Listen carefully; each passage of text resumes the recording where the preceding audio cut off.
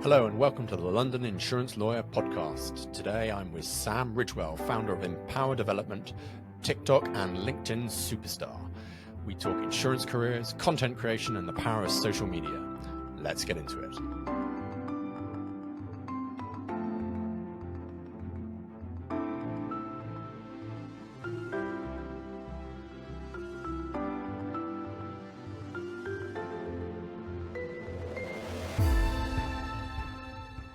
Hello, everybody, and welcome to the podcast. I'm here with Sam Ridgewell. Hi, Sam.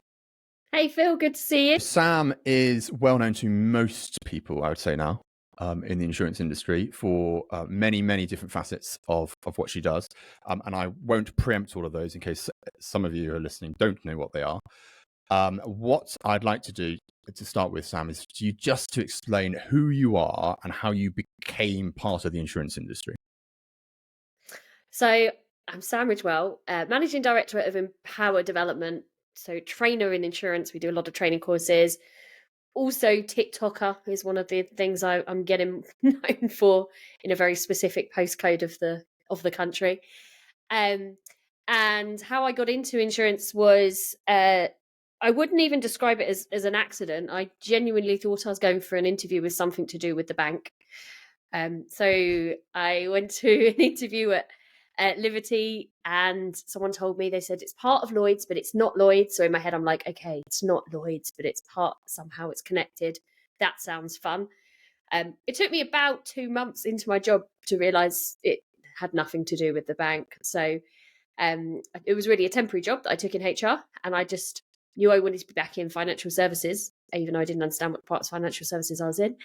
And it gave me the opportunity to really be in a HR team, which I was looking for at that time. I'd been working on my own in a standalone HR role. So a temporary job that progressed on to nearly 10 years. So it's a HR administrator role. And HR admin really is a lot of forms and a lot of processing. So things like tracking people's annual leave, sickness, writing letters at the end of people's probations, doing referencing checks, writing contracts, booking people on their CII exams. That was actually my kind of first taste into insurance training. So any of those kind of forms that you end up doing with HR, there's usually a HR administrator who's kind of compiling all of those together and making sure you have a good system, and a lot of filing. In those days, it was paper files. So a lot of paper filing as well. Yeah, so it was probably a bit of a backstep, that role, actually. So I did a degree in HR. I did a placement year as a HR administrator, so same role as that, really, in a bank, Rathbones, on Bond Street. That was very cool, but I was earning the money of a placement year student and working on Bond Street, so it came with challenges.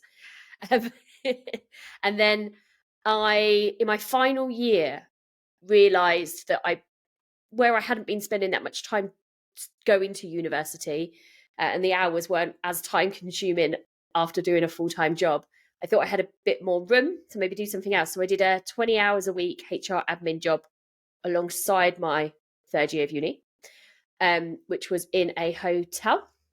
So I did HR in a hotel at Gatwick Airport.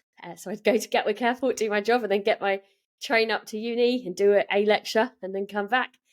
And then after I graduated, it's fair to say I didn't really have guidance around what to do after uni.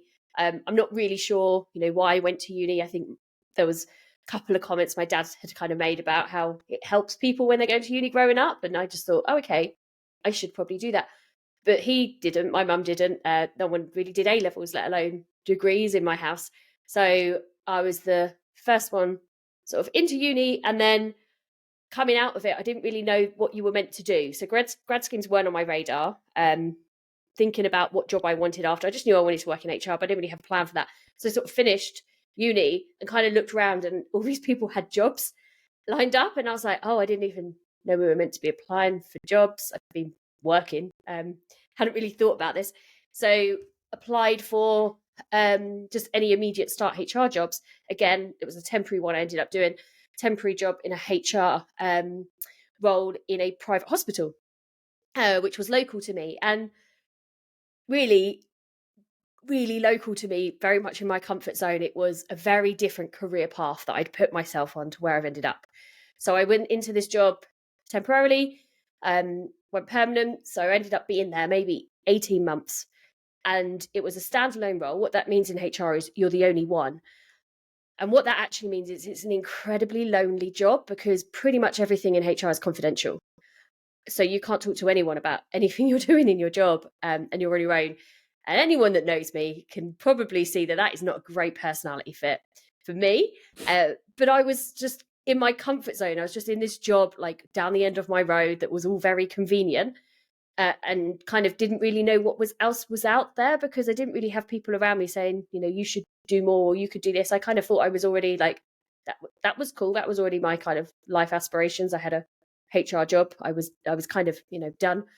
And then this HR manager came in to do a particular transition piece of work that was quite tricky. We were asking people to work weekends, which wasn't very popular. Wasn't a great HR job to do. So she came in to help with that, and she really changed my life.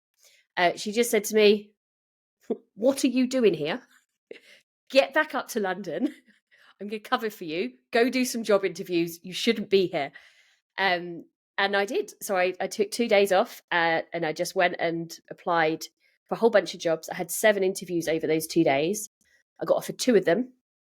One of them was a permanent job, and one of them was this temporary job at Liberty. And to be really honest about it, and in the whole idea of pay transparency, it was paying quite a bit more than the other job. So I thought, okay, even though it's temporary, it's quite a bit more money, and I've got a train ticket to pay for now if I'm traveling up to London. So I'll go for that one. And that was it. Then all of a sudden, I kind of was aware of maybe more opportunities. And I certainly, if she wasn't there, I don't know how long I would have kind of stayed doing that job, but I think I would have been very complacent doing it for a while. So companies usually split them with titles. So we have a graduate scheme, which would be going to uni, and then an apprenticeship scheme for those that didn't. And then you'd have entry roles, and sometimes those are open to either or. So there's no expectation that you have to anymore. Graduates do come in on a higher starting salary, but then you can, as an apprentice, kind of chase that salary. So by the time you would have spent 3 or 4 years at uni, you could hit that mark anyway. So it's kind of really either option now for people.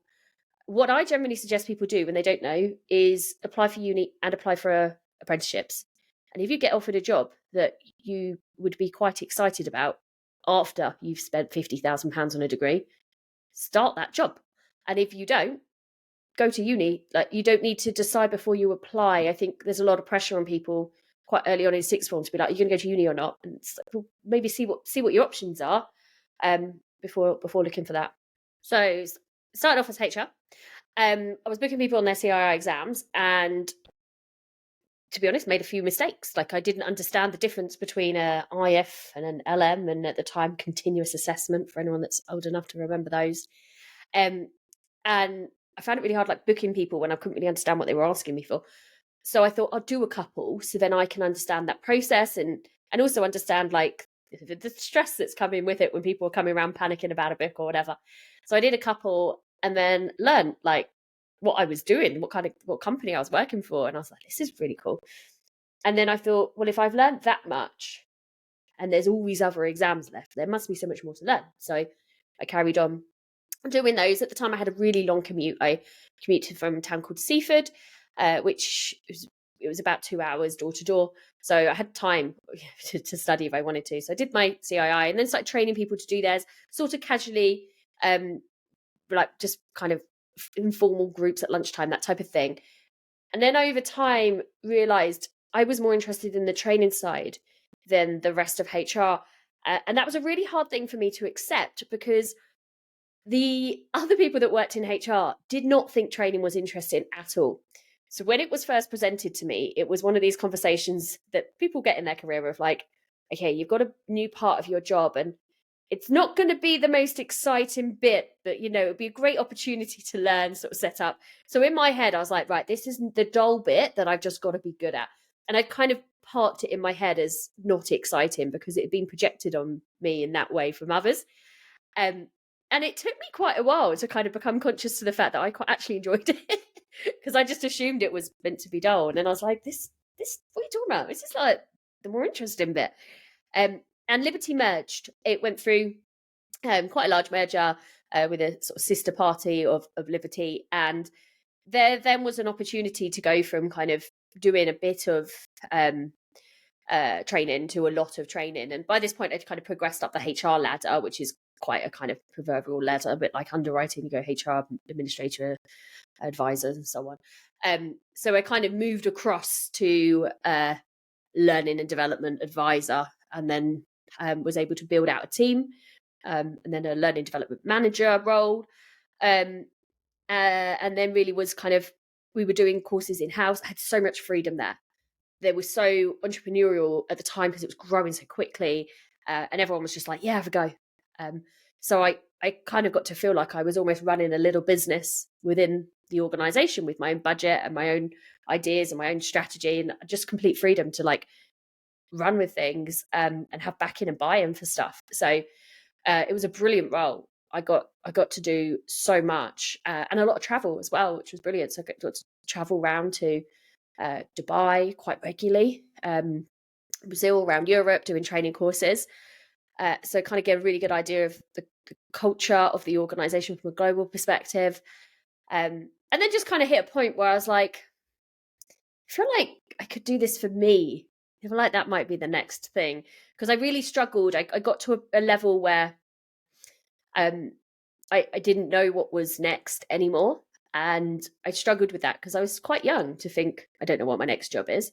So I kind of really had to look around to not feel like I'm putting all this energy in running 100 miles an hour without knowing what my like next destination is. And then that just looked like the only thing I could think that I'd want to do next was to work for myself. So I kind of had that as really my next ambition. And told my manager actually incredibly early. And I tell people this in training. If you tell people what you want to do next, as long as you're not telling them like, you know, that you want to do their job and you want that job in 2 months' time, you know, they're generally quite supportive. So I sort of said to her, you know, my next job, I want to work for myself.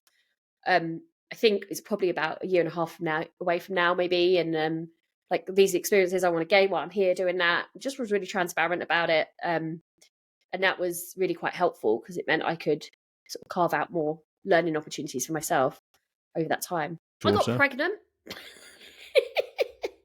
I got pregnant and it was a surprise. It was a welcome surprise.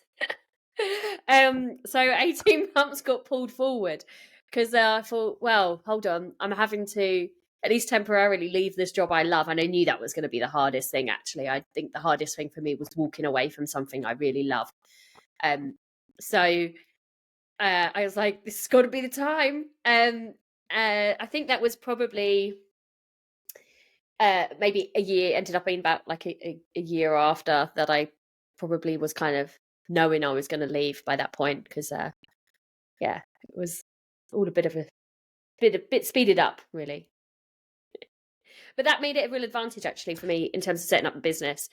There were 2 things there that I could sort of transparently negotiate my exit in a different way, actually. And again, this is another thing, like be transparent with people, and there's often a win-win solution there. There was really an opportunity for me to, rather than go on maternity leave and not come back, I could resign and let the organization replace me permanently, but make sure I wasn't going to walk away from my maternity benefits. So that was a real kind of cash flow opportunity for me in a way. But also it meant that it takes a while to set up a business. You know, it takes a while to build momentum, clients, to work out what you're doing.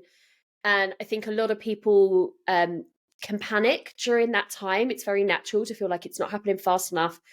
And you need to be patient with it and let it kind of, you know, the long-term benefits of some of the early things you do, they take a while to pay off. So having a baby really kind of took that pressure off me because, you know, if I wasn't busy, that was okay. Like, I'm a new mum, I should be spending some time at home.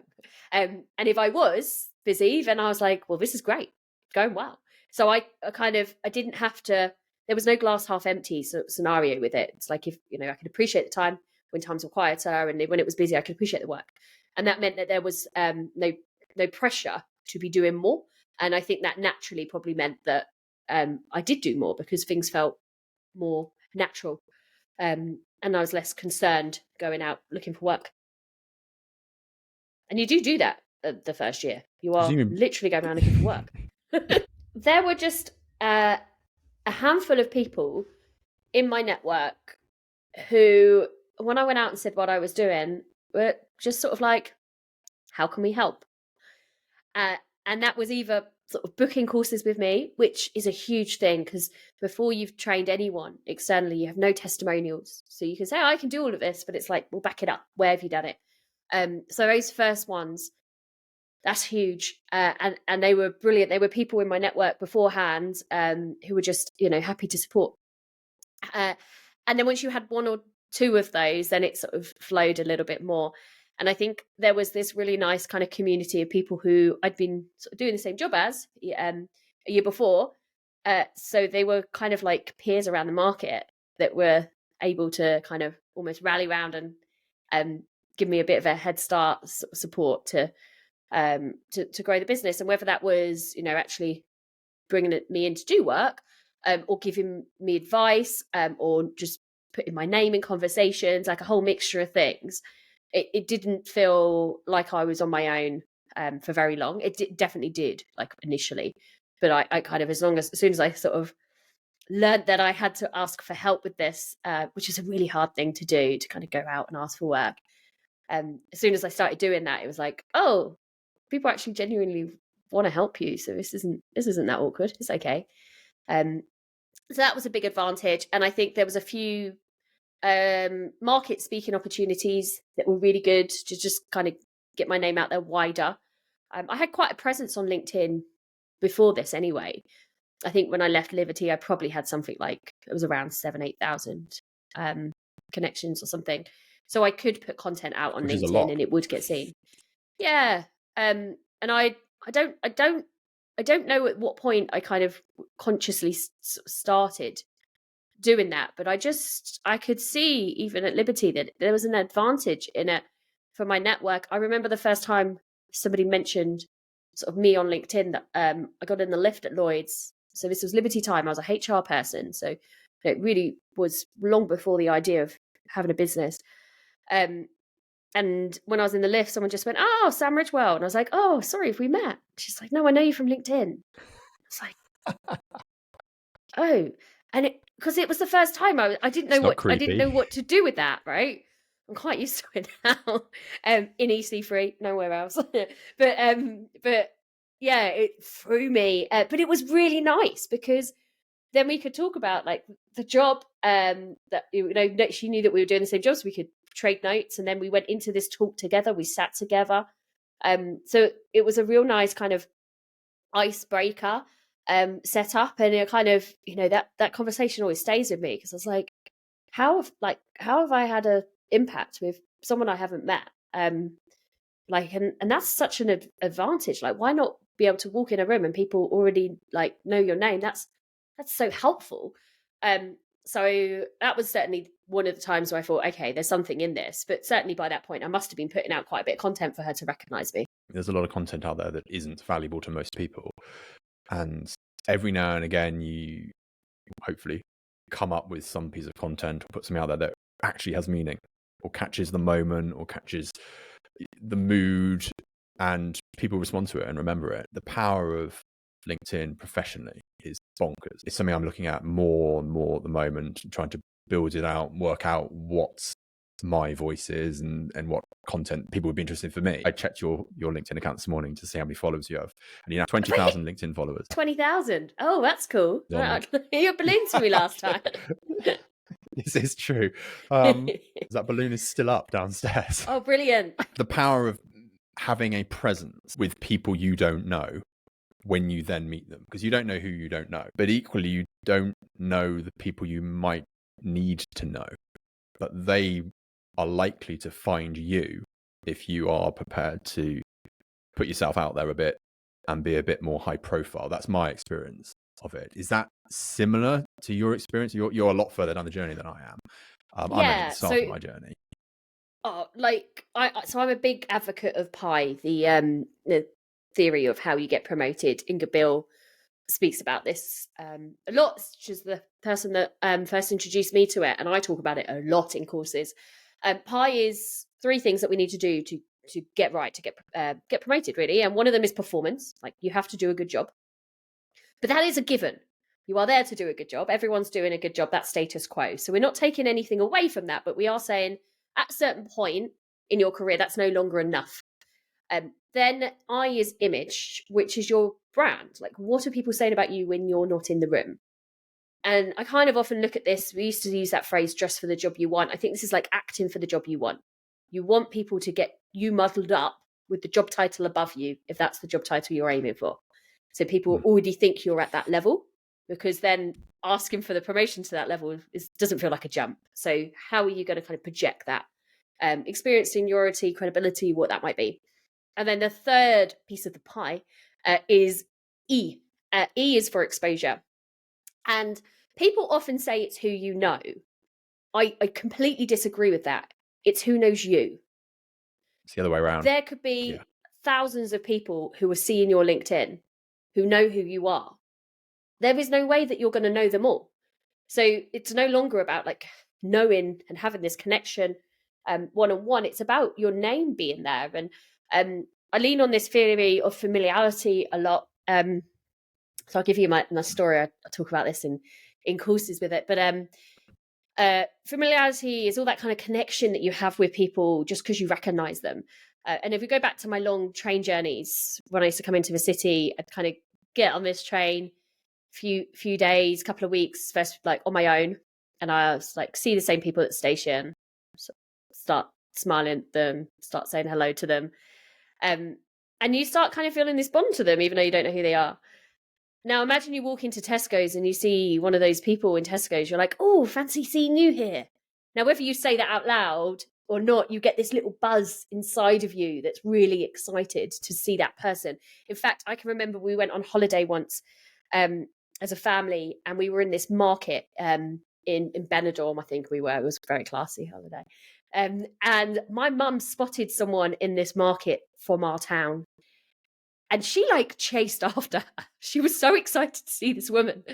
And she didn't know her. So she got there, we all followed her, and then she's like, you're from Seaford. She didn't know what to say. Like, because because she'd seen the woman she knew in this unconnected place, she just had this urge to go up to her and say hello because she was so excited to see her, even though she had no idea who she was.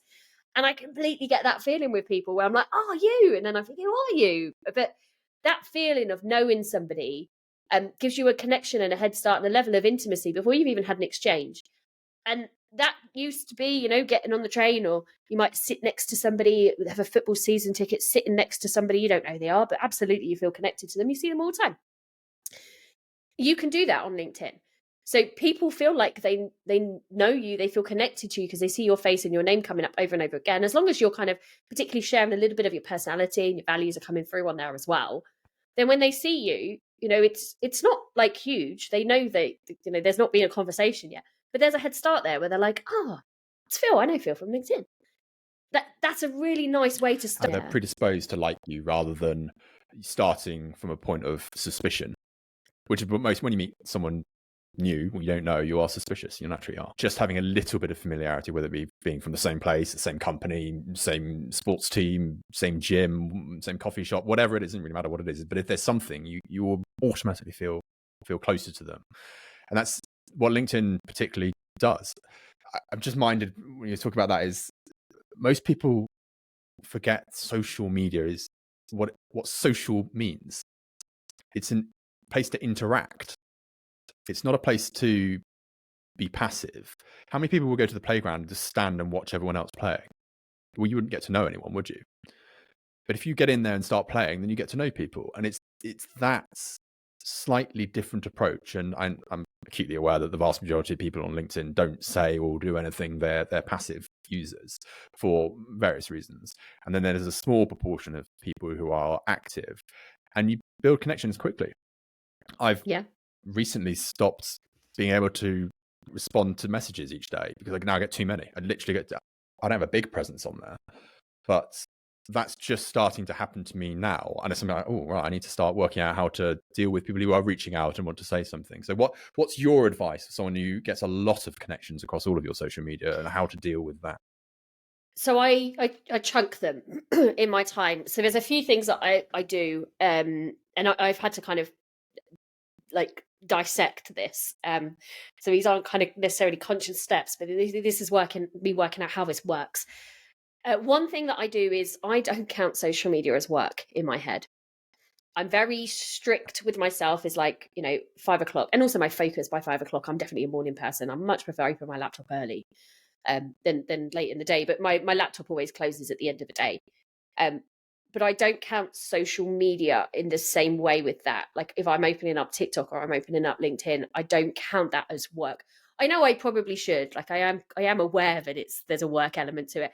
But if I feel like it's work, if I treat it like work, I think I will find it harder to prioritize time to do it, and less enjoyable as well. Like I separate the two in my head. So already I kind of have a distinction of the way I look at them. But then with LinkedIn, I often find like there's a rhythm. A lot of the messages tend to be sort of similar things. There's a bit of a rhythm of what comes through. So if I just open up and reply to one, then like my mind's gone in that direction, and then I'm stopping and then I'm going back to my job. Like it's a bit of a waste of putting my mind in that direction. So what I'll do is kind of only reply every sort of 3 or 4 days usually. And then I'll just reply to all of them in one go. And it won't take me too long because a lot of them are kind of a lot of people that connect with me, of course, are looking for jobs. So I'll be copy and pasting the same link. So if I've got the same link and I've already got it pasted, it's quite easy to just paste it into several, and then I'll reply a bit more personally around the questions people are asking. But that allows me to kind of just do them in a chunk. So I find that's quite helpful. And then I try just not to feel guilty about taking a bit of time to apply on LinkedIn. I do think people are a little bit more patient with you. I certainly hope they are. Like if it takes, a good few days to reply to someone, I think people sometimes don't half expect you to reply anyway, because people are often like, oh, thanks for replying. And I'm like, oh, of course, unless it's a spam sales message, it's a very different thing. But if someone's sent me a personalized message, I will reply. It's just a matter of like when to do it. And then I try and do them in the morning. Oh, here is a tactical tip. I try and do them quite early, because then people aren't online and people don't reply instantly, because it's really tricky if I'm trying to get all of my unread messages down, but people are replying, so they're not going down, the conversations are starting. So it's quite nice to try and do them like, yeah, I try and get them out the way before kind of people are likely to start replying back, because then I can deal with all replies back at another chunked period of time. Well, there are. It seems we've got a bit of a theory about transparency today. Don't message Sam back immediately if she sends you a message. Do her a favor. So while we're on social media, let's talk about TikTok. How did you come to be on TikTok, and what do you see it as its great advantage? So TikTok for me was just part of my lockdown journey for many people. Bit bored, disconnected, wanted more connection. And I was working really hard in lockdown actually, because I had another newborn baby. So Grace came along right at the beginning of lockdown, and me and Grace, I didn't know me and Grace would be working so closely together when I named my child. But me and Grace Maxted started our CII project, which was where we were turning the books into online courses, and we were working all the time. We saw this as kind of a window where we would never have so much sort of freedom in our calendars. And now was like, get it through. So we were really kind of grabbing time to just film and record all of this stuff wherever we could get it on our own. So it was a bit of a release, probably TikTok for me. And initially that was watching stuff. And then I was like, oh, this is a bit fun. I'll make a few. And I kind of just played around with it. And then after a few weeks, I was like, hold on, wait, like my job is to kind of talk and tell stories and, almost share content, but just in person. I should be able to do something with this, but I didn't really know what. So I thought, okay, I'm going to make a empower development page rather than kind of, silly page, and just start sharing some tips for young people. There's loads of young people on this platform. Let's give them some tips. So I just kind of started doing a few around applying for graduate jobs, or how to consider career options that you might be interested in, or why it's worth getting used to picking up the phone when you're a teenager, because you're going to have to do it when you're at work and not everything's on an app. Just like little practical tips. And one of those like videos went viral, and got 500,000 views pretty much overnight. I did not sleep much that night. It's very hard to go to sleep when your video is on the For You page, by the way. Like, it's really like, it's hard to just ignore the comments or whatever that might come through. So, but every time I refresh my phone, I was like, oh, and then it started going up in like tens of thousands. It's a very quick build, that one. And I picked up about 7,000 followers. And I was like, oh, wait, all these followers are looking for a job. Wow. They're all looking for a grad job. So I was like, okay, I'm going to make my content all about looking for a grad job, because that's what these people want help with. And I did that for a few months. It took me embarrassingly long to connect the fact that I had a whole audience of thousands of job hunters who were looking for a job. And I had this problem that I'd been trying to fix, sort of be part of fixing for years, which was helping young people talk about insurance. I was suddenly like, oh, wait, I should probably talk to them. And in all honesty, I think I probably thought I would, like, they would be disconnected from me if I started talking about insurance. Like, I just thought this, where everyone thinks it's boring until they come into it. I was like, no, I know it's not boring, and I've got their trust now. If I can talk to them about it, we can make this more relevant and accessible. And so then the page I converted it more into insurance, and still give the advice on graduate CVs and that type of thing, but very much tailor it to jobs and insurance now. So I've really niched it down. So we've got 25,000 followers now. And the content is, either interviewing people around the market. I love doing that. And the followers love it, because there's a lot of people that work in insurance that enjoy that too. It gives you just different perspectives on parts of the industry we're not, always going to come across. But also, it's just really fun when you see someone being interviewed on it. Like, people quite enjoy the WhatsApp messages they get afterwards. And then sometimes we'll do kind of memes now. There's some really good kind of voice effects that you can do about Lloyd's, sort of joking about how everyone thinks it's a bank, me included, or how everyone assumes it's boring, or whatever it might be. So there's kind of content that's kind of more short and humorous like that. And then sharing the jobs as I see them, so that people who follow the page can find it. But what I try and really do is direct people to the links that I have on the page, because I can't be on TikTok every day. It is really hard work. It's the hardest part of everything I do, I think, for me, because I love it, but it requires a very specific part of my brain that is not always turned on.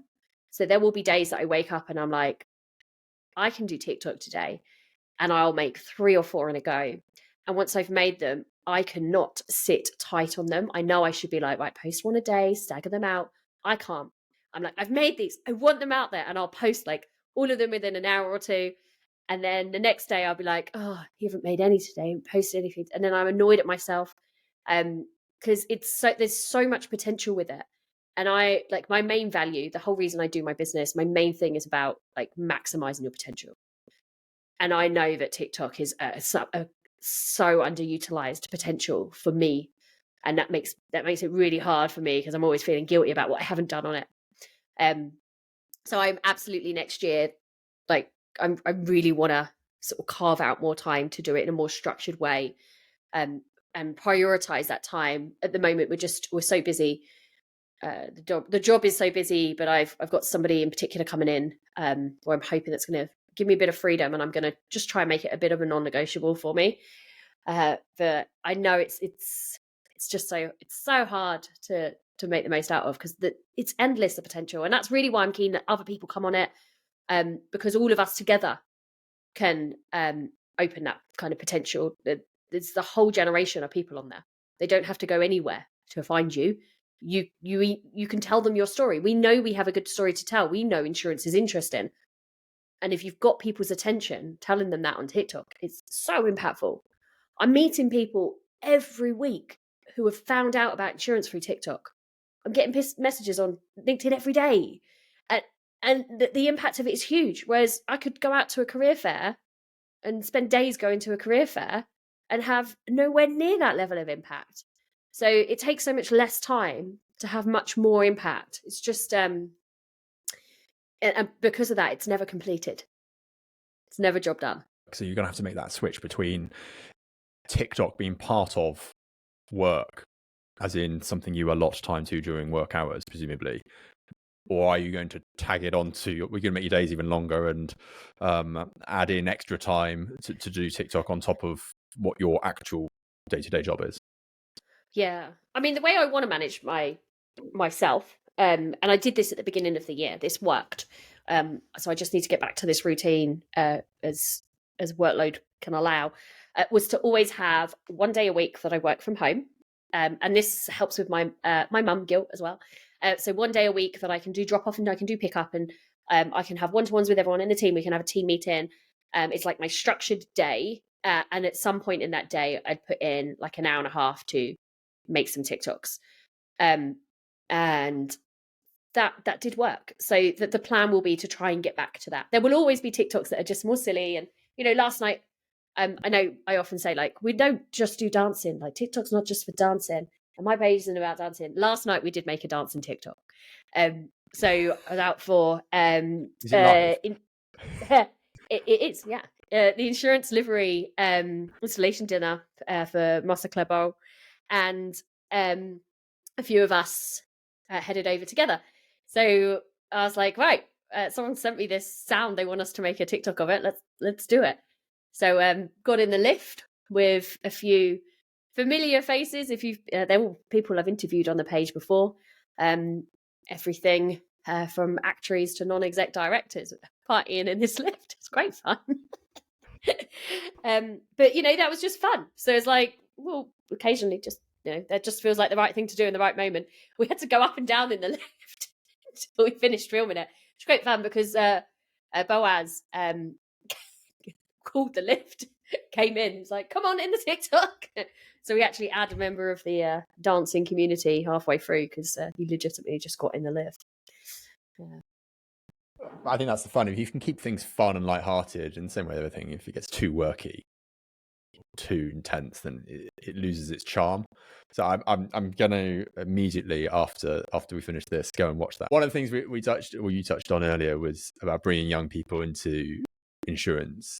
And one of the stats I saw recently was I googled the stat to try and find where it came from, and it's from the American Chamber of Commerce about American insurance rather than UK, but I'm assuming the stats are probably pretty similar.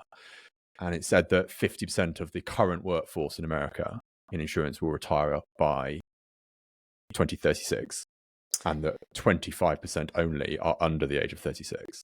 So given that in 10, 13 years' time, half the workforce in insurance is going to disappear, what does insurance need to do now to ensure that doesn't mean a massive knowledge gap, a massive experience gap, and just half the profession just evaporating off the face of the earth? Yeah. Caroline Wagstaff as well at the LMG has done research on that in London, and absolutely we've got the same problem. So we have a problem. I really genuinely see this as something that if we don't take action on, we are going to get further and further into this talent shortage. So I think we've acknowledged that certainly last year in particular was a talent shortage. I think it's going to get sort of considerably worse because we are not bringing in as many entry-level people anymore because we have less processing jobs. And then the ones that we are bringing in are potentially not progressing quite as fast. Not everyone. This is, of course, this is a trend, but not quite as fast as used to be the case, because you used to sit next to your seniors 5 days a week and see and learn from everything that was going on. And in a lot of cases now, you might be sitting with them 2 or 3 days a week. So you are just learning less from them week by week. So it's just going to be a slightly slower pace of learning. unless you have structured development. And there are examples where we see that, and that's going well, but it's not the trend. So we're going to have lots of people leaving with all of this knowledge, and then lots of people who are maybe looking around for that support, and we're just not going to have enough of it to potentially go around unless we've already kind of absorbed that knowledge and shared that knowledge. My view is, I have a few kind of thoughts on this. We do need to have a lot more collective shared knowledge for the market. People who are retiring actually are very generous with their information. There's a lot of people who've said to me, "Oh, I'll talk to you on that," and so on. So I do want to do something in that space. It is on my, like, I don't know what it is yet, but I really feel like there is a way that all these people that want to share this knowledge, we can create a way to do that. So and I do think that does need to be something that's done from the market. So it does need to be led as a kind of collective rather than a competitive position. But in the short term, what I think we definitely should be encouraging is more peer reviewers. So most people, when they retire, don't want to just stop overnight. And when they do, I mean, I know a lot of people, the livery in particular, there's a lot of people that you speak to in the livery that are non-exec roles or retiring, semi-retired. And on our Empower Talks podcast recently, we had Guy Munnock, who was the CEO at Zurich and is now in retirement, but very busy doing lots of things. He specializes in the area. So we spoke quite a bit about what that kind of transition is like to retire. They want to do something. They want to be useful. They want to have purpose. They want their knowledge to be utilized.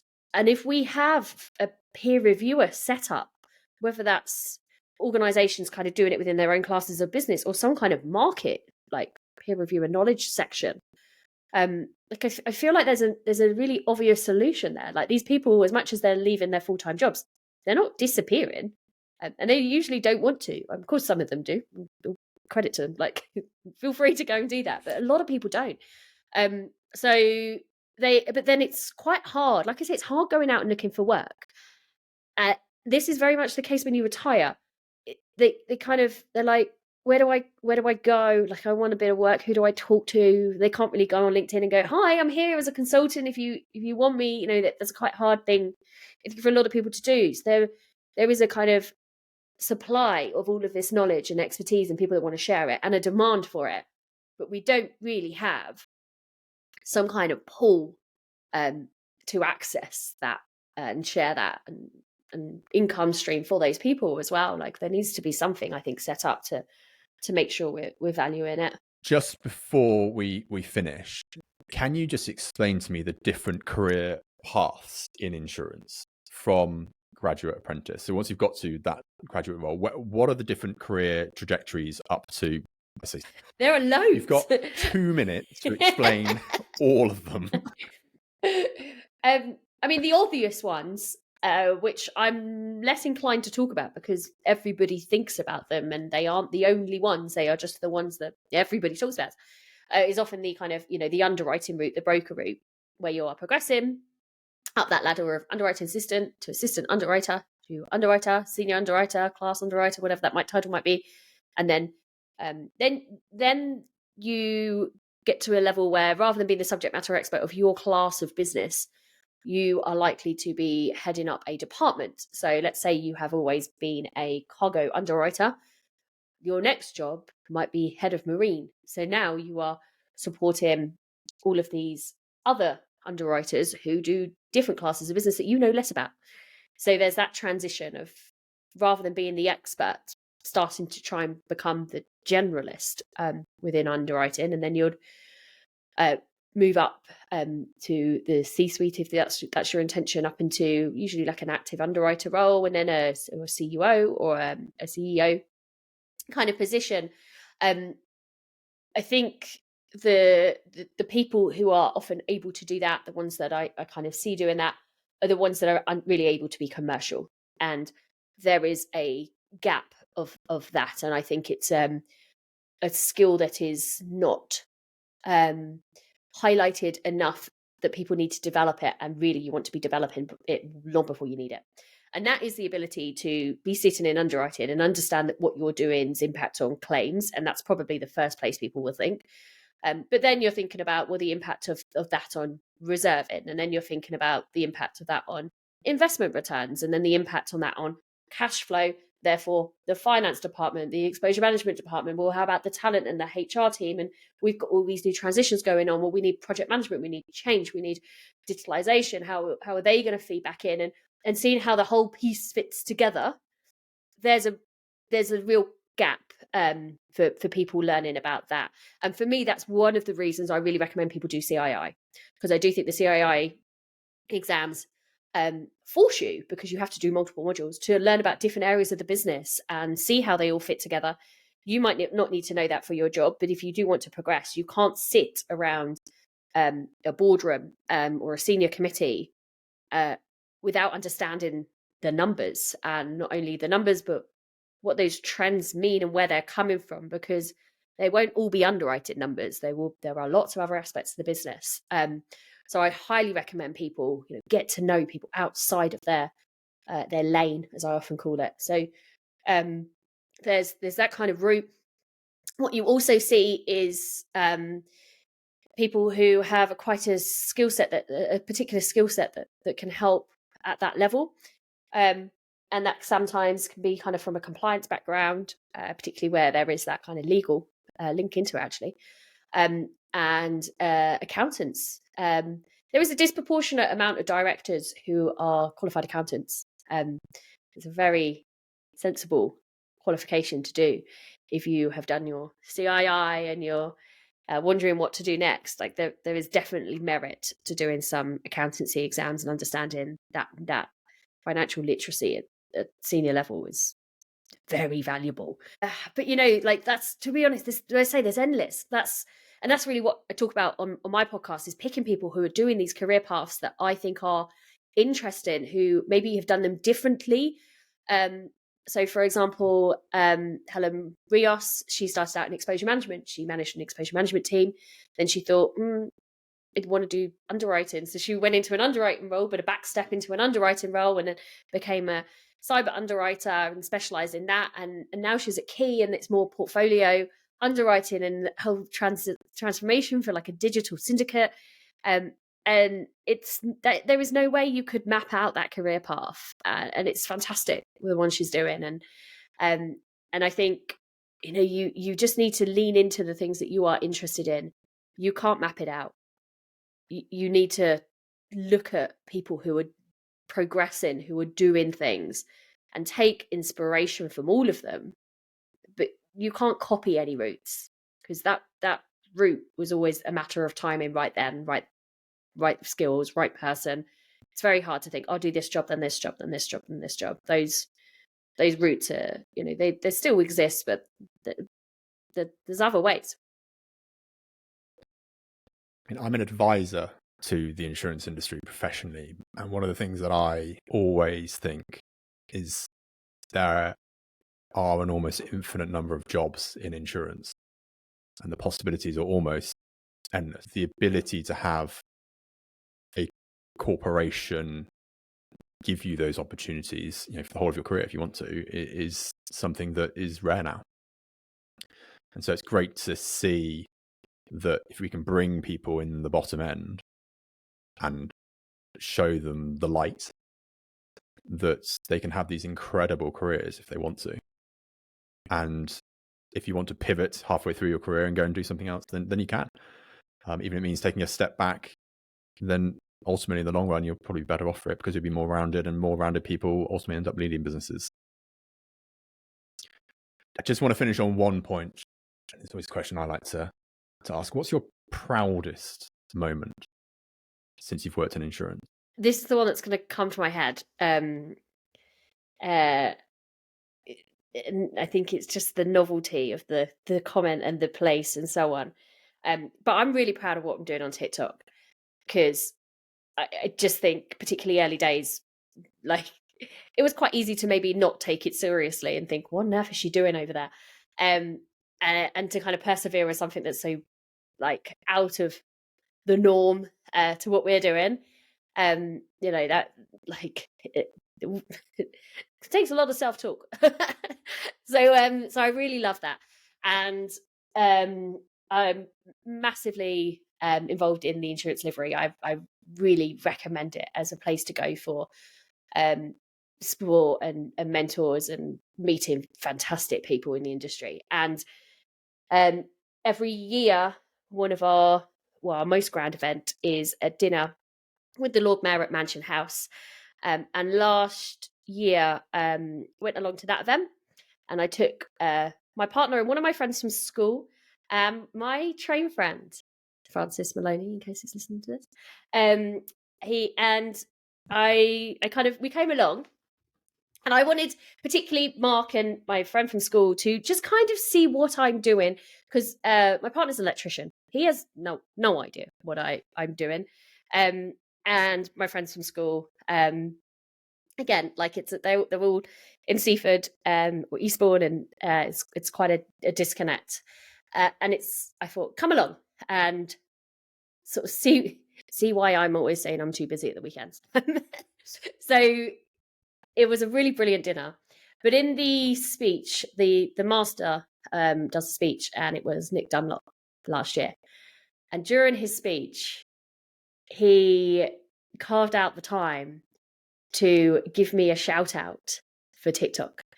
So I'm in Mansion House in the Egyptian Hall, one of the oldest and most traditional rooms in the country, therefore, the world, because the city of London is quite old,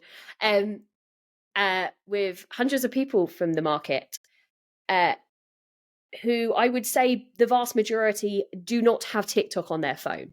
Hey, and Nick basically says, gives me literally words at a shout out, gives me a shout out for being the insurance queen of TikTok, he called me, and how the impact it's having, and basically like this just gave me that support, and giving me that support so vocally in a room full of people who are such influence of the industry was almost like this badge of like permission, if you like. Not that I was holding back from having the permission, but to know that you have that kind of credibility backing from somebody in that sort of status, that was huge. And then the room just all gave me a round of applause. So to have a round of applause in the Egyptian Hall with my partner and my friend from school and Francis, and I'm like, this is not rehearsed. I did not know this was going to happen. It was just absolutely perfect. So yeah, it kind of, that felt big.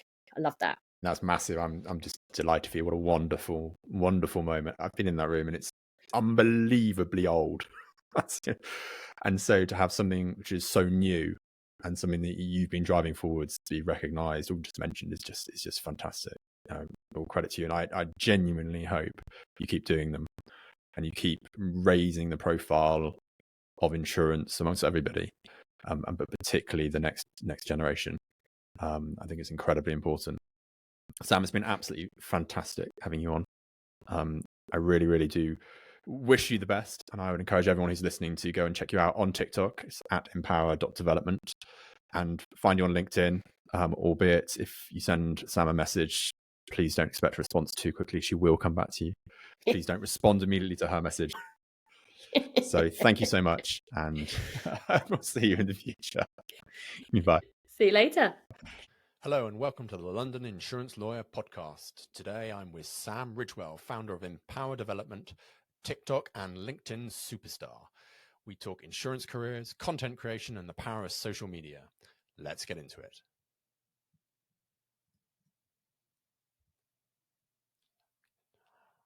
Hello and welcome to the London Insurance Lawyer Podcast. Today I'm with Sam Ridgewell, founder of Empower Development, TikTok and LinkedIn superstar. We talk insurance careers, content creation and the power of social media. Let's get into it.